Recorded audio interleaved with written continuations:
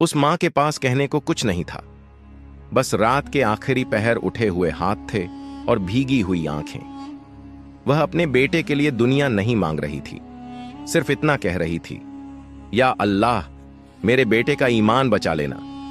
क्योंकि उसे पता था कि अगर बेटा दीन से दूर चला गया तो मां की गोद ही नहीं, मां की कब्र भी सूनी हो जाएगी। उसी गांव में वह गरीब मगर नेक दिल मां अपने इकलौते बेटे के साथ रहती थी। शौहर का साया सिर से उठ चुका था, मगर उसने सब्र, तवक्कुल और दुआ के साथ बेटे की परवरिश की। खुद तंगी में रही, लेकिन बेटे को अल्लाह से जोड़े रखा। वक्त गुजरता गया, बेटा जवान हुआ, मगर जवानी के जोश और गलत संगत ने उसके कदम डगमगा दिए। उसी दौरान उसका दिल एक लड़की की तरफ झुक गया जो दूसरे मजहब से ताल्लुक रखती थी। जब मां को इसका इल्म हुआ तो उसने गुस्से के बजाय हिकमत से बात की और नरमी से समझाया कि निकाह सिर्फ मोहब्बत का नाम नहीं, यह ईमान और आखिरत का रिश्ता है।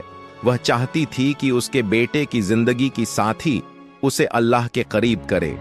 बेटा बोला कि वह उसी से निकाह करना चाहता है क्योंकि वह उससे मोहब्बत करता है।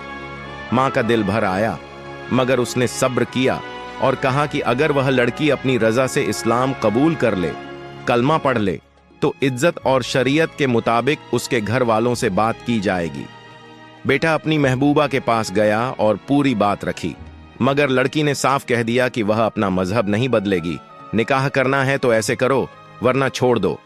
बेटा मायूस होकर मां के पास लौटा और सब बता दिया। मां की आंखों से आंसू बहने लगे, मगर आवाज में शिकवा नहीं था। उसने बेटे का हाथ थामकर कहा कि दीन के मामले में जबरदस्ती नहीं होती। जो अल्लाह के लिए नहीं झुक सकता, वह किसी इंसान के लिए भी मुकम्मल नहीं झुकता, और मां की दुआ व अल्लाह की रजा कभी जाया नहीं जाती। ये बातें बेटे के दिल में उतर गईं और उसे समझ आ गया कि जो मोहब्बत दीन से दूर कर दे वह रहमत नहीं बल्कि इम्तिहान होती है।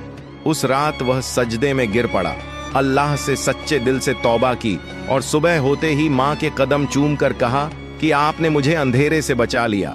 मां की आंखों में सुकून उतर आया। उसने अल्लाह का शुक्र अदा किया और दिल से दुआ की कि उसका बेटा हमेशा हिदायत के रास्ते पर कायम रहे, क्योंकि इस्लाम में वही मोहब्बत सच्ची है जो इंसान को अल्लाह के करीब ले जाए, न कि उससे दूर।